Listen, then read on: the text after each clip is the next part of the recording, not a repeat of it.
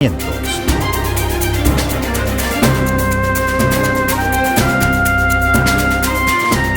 profundizamos en una entrevista en vivo. Son las 7:37. Saludamos y damos la bienvenida al general Patricio Carrillo. Él fue ministro del Interior, fue asambleísta elegido pero no posesionado. Tuvo una censura que lo mantenía con una prohibición hasta el pasado 25 de febrero. Ante todo, quisiéramos, luego de darle la bienvenida al general Carrillo, aclarar la situación suya. Entendemos que tras la censura usted ha podido ya posesionarse como asambleísta. Le escuchamos. Buenos días, Gustavo. Buenos días, Rosana. Un gusto poder saludarles y a través de ustedes a todos quienes nos escuchan y nos miran a esta hora de la mañana. La situación política en el Ecuador es compleja, ustedes conocen.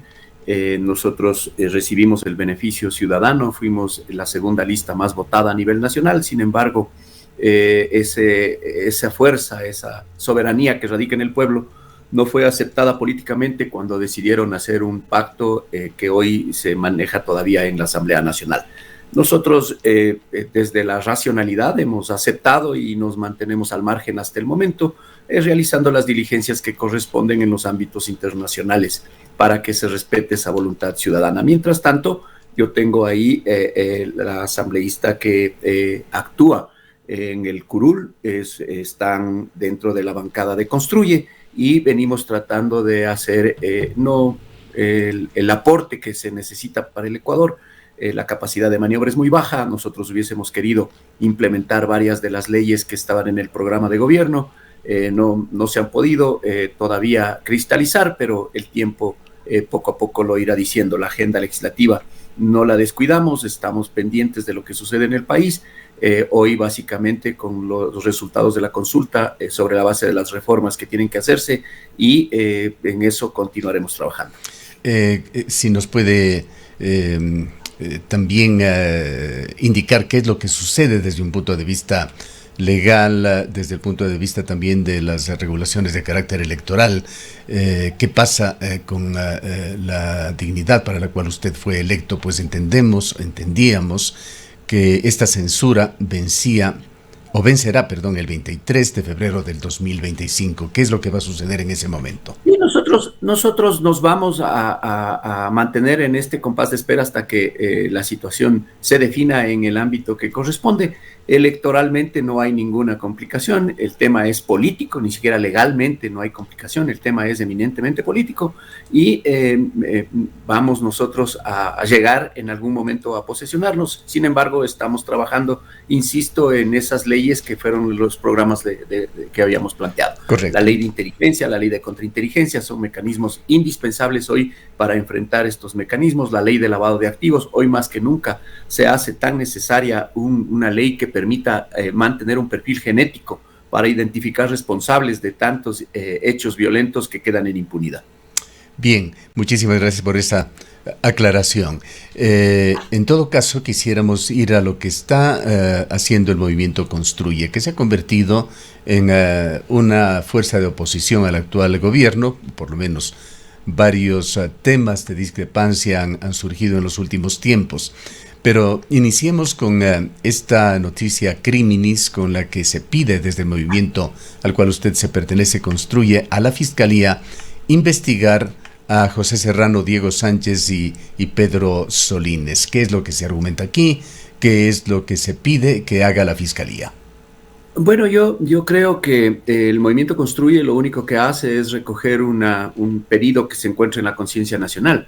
Luego de haber escuchado y de haber mirado cómo de manera muy indecente inclusive aceptan haber cometido delitos y compartir en un juicio político desarrollado en Miami contra el ex contralor, uno de los implicados, el aparentemente empresario relacionado con seguros, Diego Sánchez, que también estaba relacionado en algún momento con Cherres, que perjudicó al Instituto de Seguridad Social.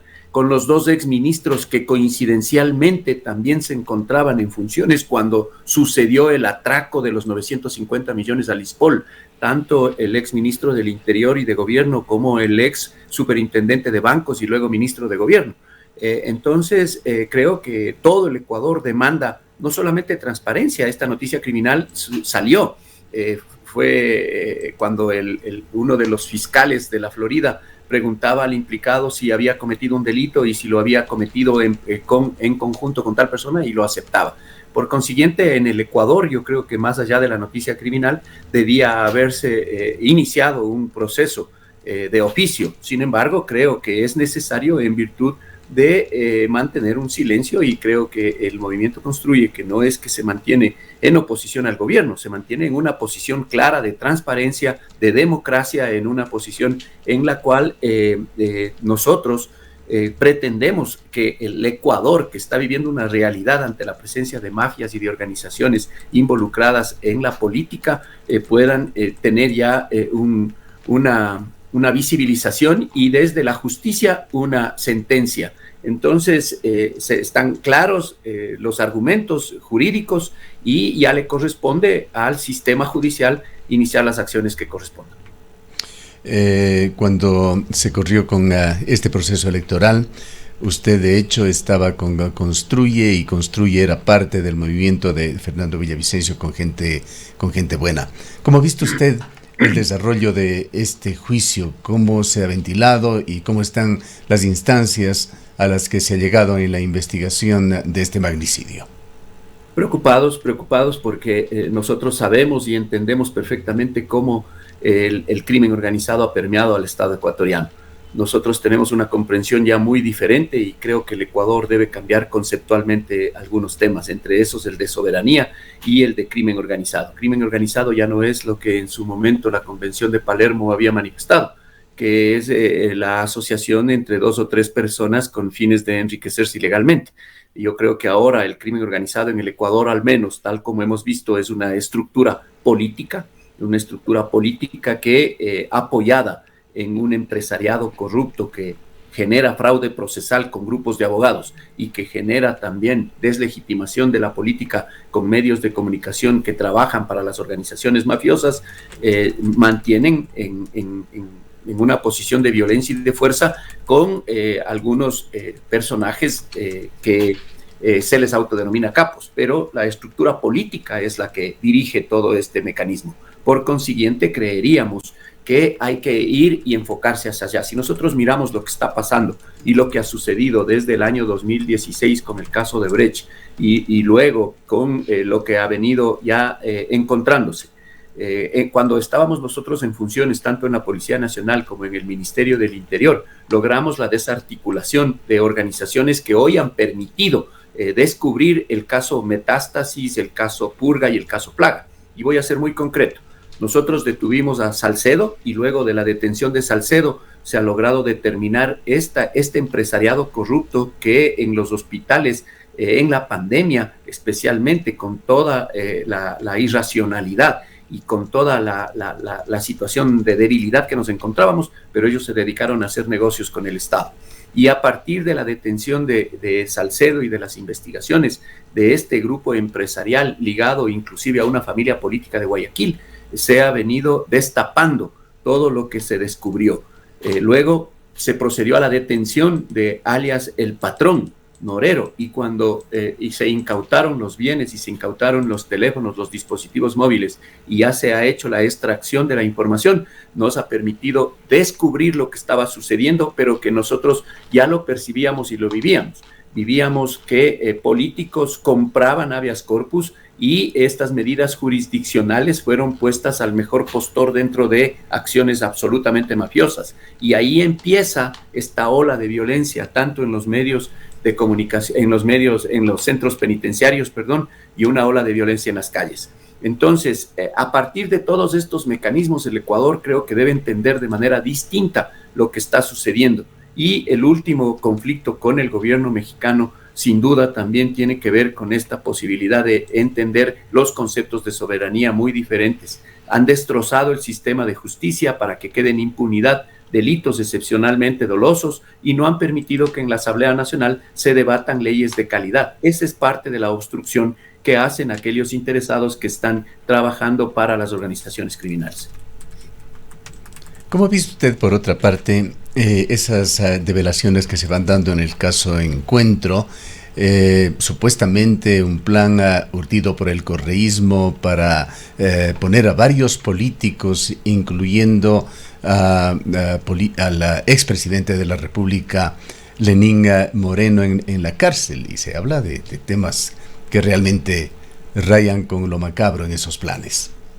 Sí, es muy delicado, y mire, nosotros como en el Ecuador se ha venido observando esta ola, esta tendencia de hacer política desde los centros penitenciarios, porque los hechos políticos asociados a la política en esos momentos así lo dicen, y luego encontrar en uno de los dispositivos móviles bajo extracción de información, bajo cadena de custodia, bajo mecanismos judiciales y darnos cuenta de cuáles eran las propuestas, entonces simplemente desnuda lo que hemos vivido en el Ecuador. Esto, más allá de ser un conflicto en las calles de delincuentes versus policías, más allá de la eficiencia o la ineficiencia de un modelo de gestión, esto tiene que ver con la irracionalidad política y la fragmentación del Estado que por ideologías hemos alcanzado. Creo que el Ecuador hoy más que nunca necesita de una gran unidad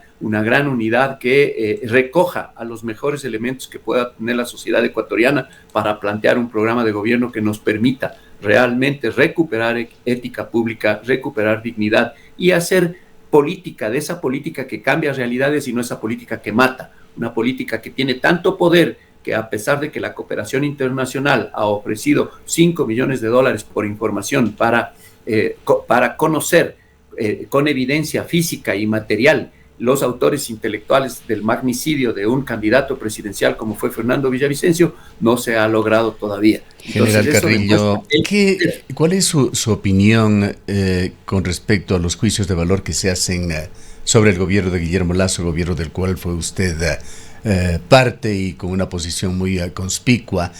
La idea que va quedando y que posiblemente se escribirá en la historia del país es que el gobierno de Guillermo Lasso dejó un país en soletas en la economía y en los índices más altos de delincuencia y de violencia a Ecuador.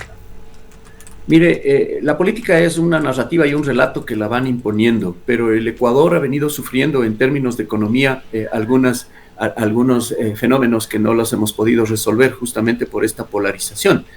Tuvimos el terremoto del 2016, tuvimos el paro del 2019, tuvimos la pandemia del 2020 y tuvimos el paro del 2022. Además de eso, el Ecuador ha venido trabajando para alargar las decisiones complejas en materia de subsidios, y eso ha hecho que se endeude y pagar deuda con deuda. Entonces, básicamente en términos de economía termina siendo un poco inviable. En términos de seguridad, sin duda hay un crecimiento exponencial, un crecimiento grave. Creo que el presidente y el gobierno del expresidente Lasso tienen mucha responsabilidad en no haber definido una nueva agenda de seguridad, y el gobierno actual se ha beneficiado, sin embargo, de algunos aspectos que en ese gobierno se tomaron, entre otros, sin duda, recuperar la confianza y la cooperación internacional para firmar un tratado de seguridad con Estados Unidos, que es lo que hoy está permitiendo dar un poco de estabilidad.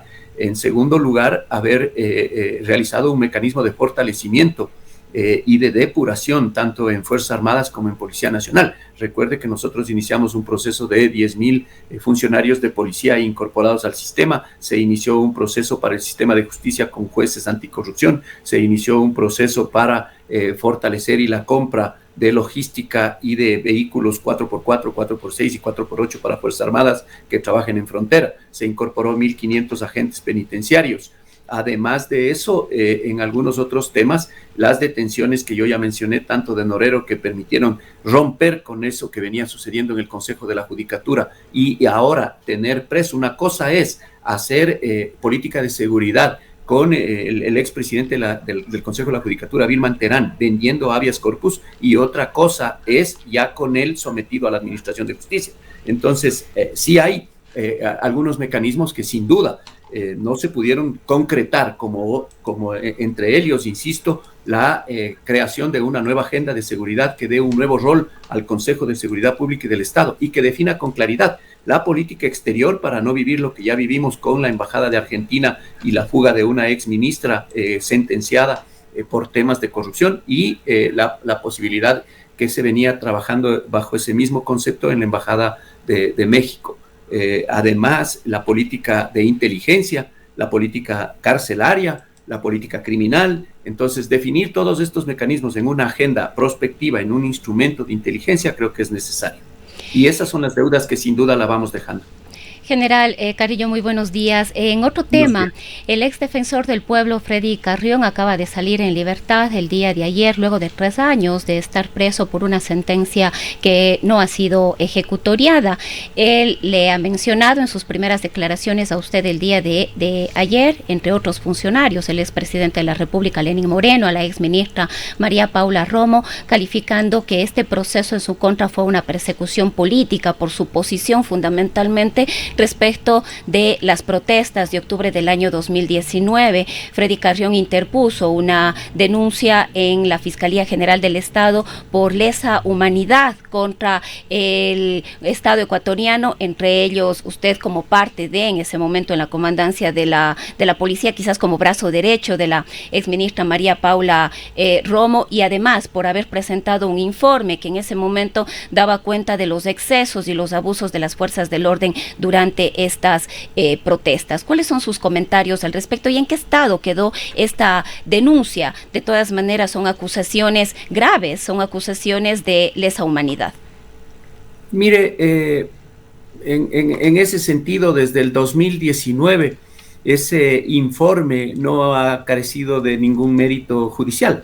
No ha pasado de una audiencia, no ha llegado nunca a una audiencia de formulación de cargos, porque los argumentos son tan débiles. Ahí hay muchos aspectos que, insisto, no pasan y no cumplen con la calificación de la tipicidad del delito que lo plantean. Además, si quieren hablar de persecución, para esa fecha yo no era el comandante general de la policía. Yo era en la línea de mando de la Policía Nacional, un oficial con una jerarquía muy atrás, como para tomar las decisiones. Sin embargo, ha sido esta forma perversa de mirar a la política y de separar a las personas a las cuales no les quieren realmente por alguna situación haciendo política, es la que nos ha llevado a estas posiciones. Ahí no han sido mencionados los excomandantes generales ni de Fuerzas Armadas ni de Policía Nacional, sino un general X que luego le relacionan con una cercanía con una exministra de gobierno. Y este es el tema, no ha pasado de rendir una versión. Sin embargo, él, que dice ahora ser perseguido, es quien se embriagó, quien cometió todos los excesos, quien fue denunciado por una persona por violencia de género, y todos creo que en el Ecuador observamos los videos. A mí me tiene sin cuidado el tema de la justicia, que se repare. Espero que haya salido rehabilitado de todas sus inconductas. Nosotros continuamos como cualquier ecuatoriano ciudadano de bien, caminando por las calles con toda la libertad posible. General Carrillo, ¿cuál es su criterio sobre el exministro Serrano, contra quien Construye está presentando esta noticia criminis ante la Fiscalía? El exministro Serrano vive en los Estados Unidos, se dice que es informante y tendría, por tanto, protección oficial en una de las importantes agencias gubernamentales de los Estados Unidos. ¿Quién es este enigmático personaje cuencano? Yo no quiero hacer ningún juicio de valor sobre las personas, que serán los hechos que se investiguen los que irán determinando. Creo que la mayoría de ecuatorianos hemos visto lastimosamente cómo una persona con poder puede terminar, con exceso de poder, puede terminar cometiendo muchas arbitrariedades. Y esto no lo ha vivido solamente el Ecuador. Miren, yo quiero hacer un paralelismo con lo que ya se vivió en México. Y México ha tomado las mismas acciones hace muchos años que tampoco han solucionado lo que hoy está haciendo el gobierno. Hoy el gobierno ha decidido por la militarización para enfrentar los temas de seguridad, pero eso temporalmente puede tener un efecto y luego puede ser contraproducente. En el caso mexicano optaron también a inicios del siglo por la militarización, no ha solucionado en más de 24 años su conflicto, pero también en el año 2010-2011 tenían a un superministro con superpoderes durante mucho tiempo prolongado manejando la política de seguridad, y terminó García Luna con una sentencia de 100 años porque estaba involucrado en los Estados Unidos, a pesar de que con los mismos antecedentes fue a radicarse allá, pidió una especie de asilo, era una persona que trabajaba como doble informante con el Departamento de Estado norteamericano, y sin embargo las similitudes se van encontrando. Ahora hay muchos temas sobre los cuales debería responder él también, no solamente por la monopolización de organizaciones delictivas, también por lo que sucedió bajo su administración. Sin embargo, en esos momentos, cuando había una mayoría parlamentaria, más bien llegó a presidir la Asamblea Nacional. Ha estado involucrado en casi todos los escándalos de corrupción, ha sido mencionado en muchos, sin embargo los procesos no avanzan. ¿Y cuál es su mirada, su opinión de la situación actual de Ecuador? ¿Ha hablado usted algo ya del gobierno del actual presidente Daniel Noboa? Pero al momento se perfila lo que podría convertirse en una crisis política muy delicada, en medio de declaraciones de la vicepresidenta Verónica Abad en esta misma semana, en el sentido de que Daniel Noboa prepara un proceso contra ella a través del Tribunal Contencioso Electoral, aparentemente sin asidero por el momento, pues no se ha iniciado oficialmente no existe nada.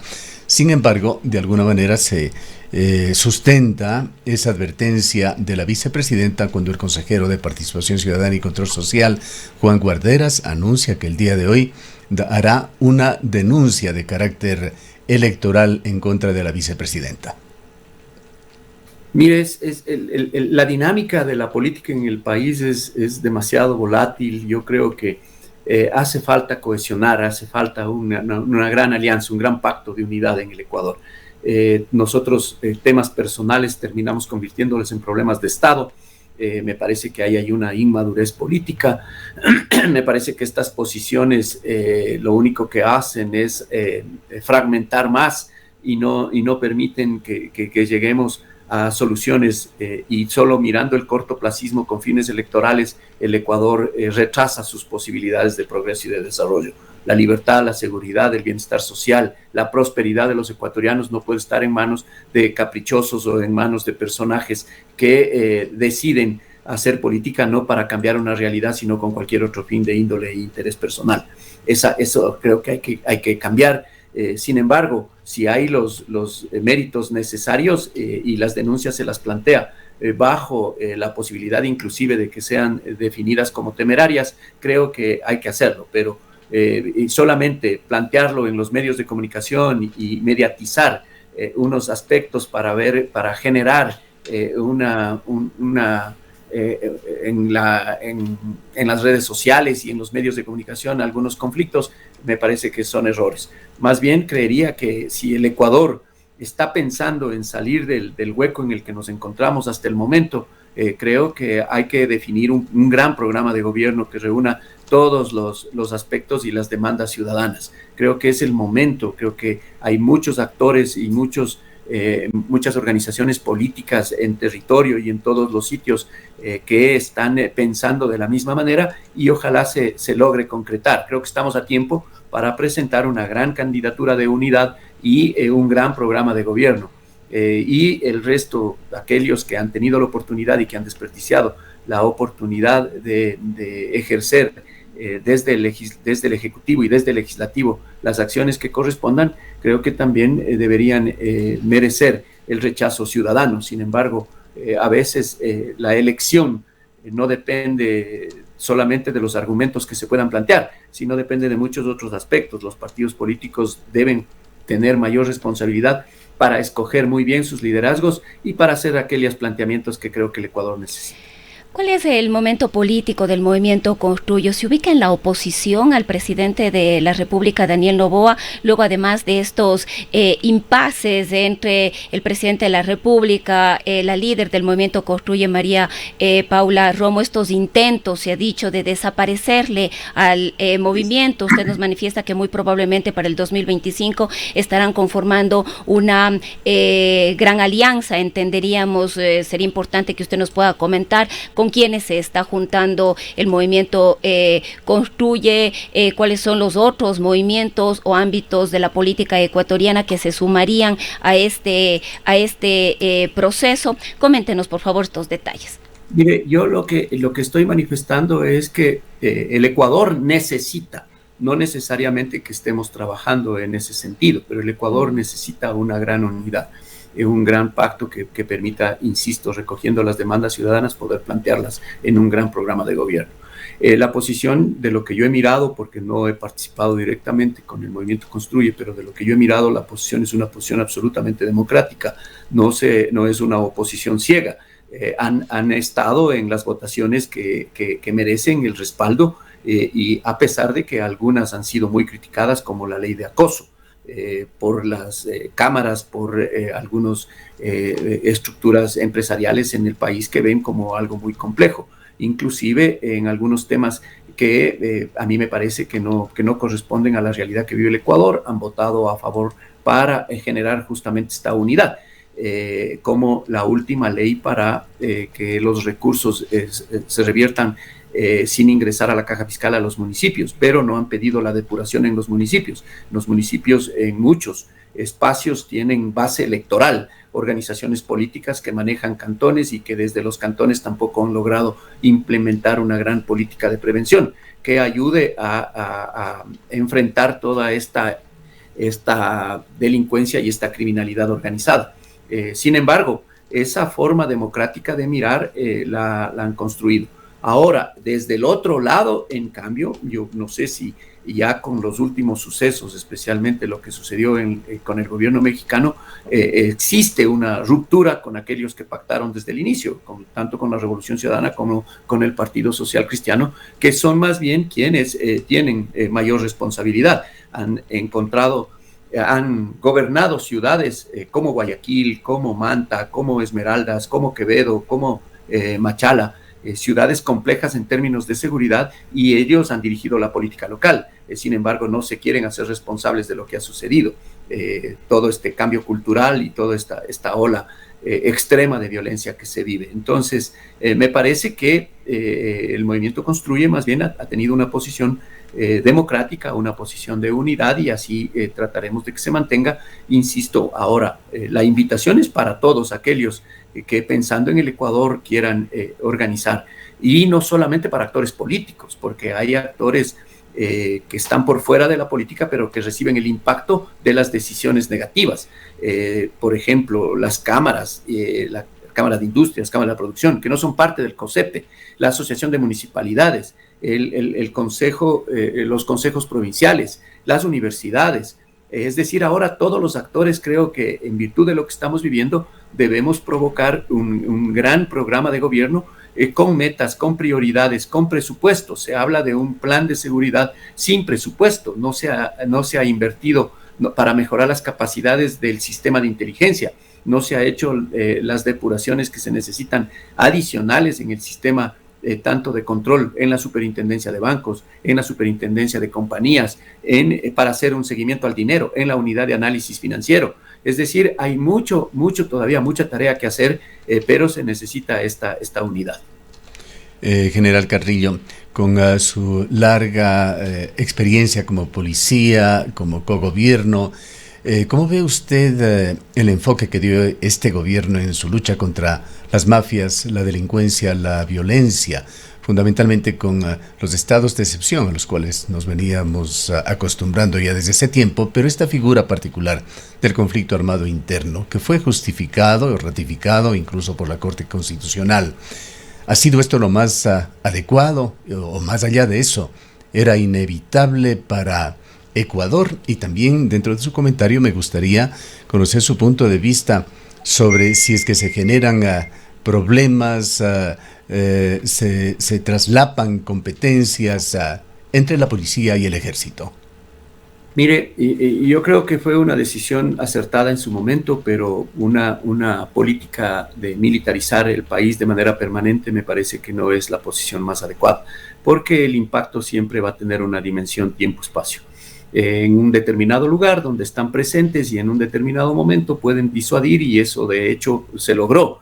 Eso hizo que las organizaciones criminales momentáneamente se replieguen hasta ver cómo van sucediendo las cosas. Pero ya luego en la consulta popular, llevar a que el trabajo de las Fuerzas Armadas sea de manera ordinaria ante temas de inseguridad, me parece que es agotar el último recurso que le queda a la policía.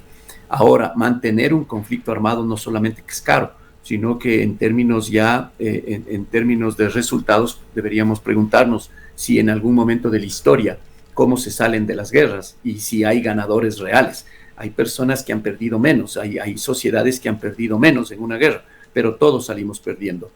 Creo que ya es momento más bien de definir y de priorizar con presupuestos las políticas que se necesitan, pero diciéndole con realidad al Ecuador. Mire, por ejemplo, yo quiero tomar como ejemplo lo que pasa en Argentina. El presidente Milei, que sí hay una diferencia grande, él tiene un gobierno para 4 o 5 años, en cambio nuestro gobierno fue de 1 año. Pero en ese gobierno el presidente lo planteó desde el inicio: no hay dinero, no hay recursos y tenemos que hacer los ajustes necesarios, tenemos que cerrar varias instituciones que son ineficientes para su misión inclusive. No cumplen con la misión para la cual fueron constituidas, entonces tenemos que ir gastando menos en términos administrativos para que se pueda priorizar el gasto y controlar la calidad del gasto. Pero además ha planteado metas sobre la base de estos ajustes. Aquí en el Ecuador, dentro del cortoplacismo, queremos que de la noche a la mañana desaparezca toda la violencia y no hacemos la inversión que corresponde. En un plan adecuado, con estrategias y con políticas, deberíamos definir si yo voy a invertir tanto, espero que la tendencia de estos indicadores negativos se reviertan en tal periodo de tiempo y así pueda fiscalizarse inclusive desde la Asamblea Nacional, para que no existan persecuciones a personas, sino para que el gobierno nacional reciba este control político y asigne los recursos de manera transparente. Esta es la forma que yo creería que inclusive como un mecanismo de rendición de cuentas podría ayudar.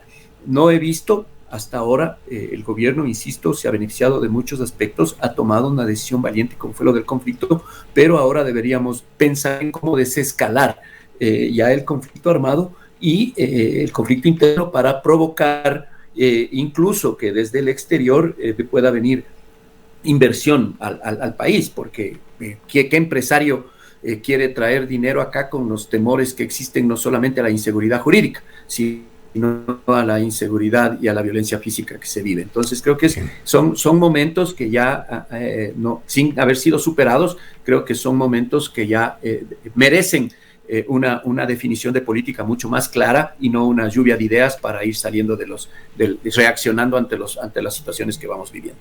Bien, para finalizar, general Carrillo, ¿qué es lo que Aspira construye en las elecciones del 2025, que muy pronto llamará a inscripción de candidaturas, tanto para presidencia, vicepresidencia de la República, como para asambleístas? Analistas políticos y por allí una prestigiosa revista ecuatoriana, aunque es temprano, prevén, si las cosas no cambian radicalmente, una polarización entre ADN y el correísmo.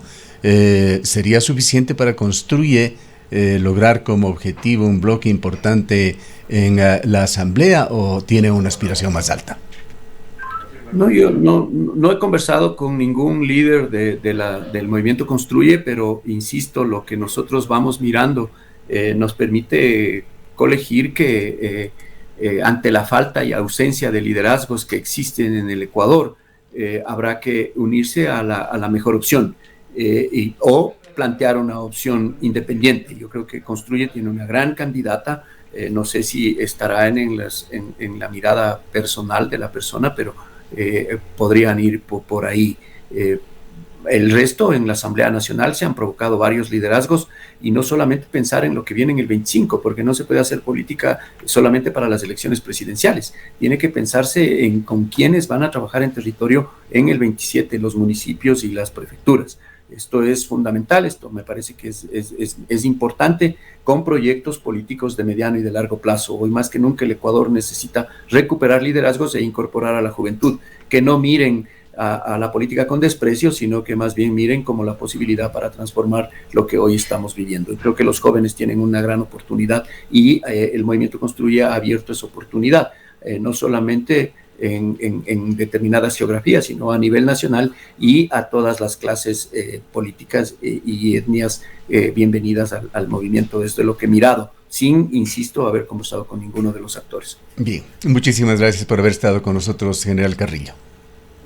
El gusto es para mí. Gracias, Gustavo. Gracias, Rosana. Buenos días. El general Patricio Carrillo fue ministro del Interior, fue asambleísta elegido pero no posesionado por el Movimiento Construye. Son las 8:12. El estadio está a reventar, se escucha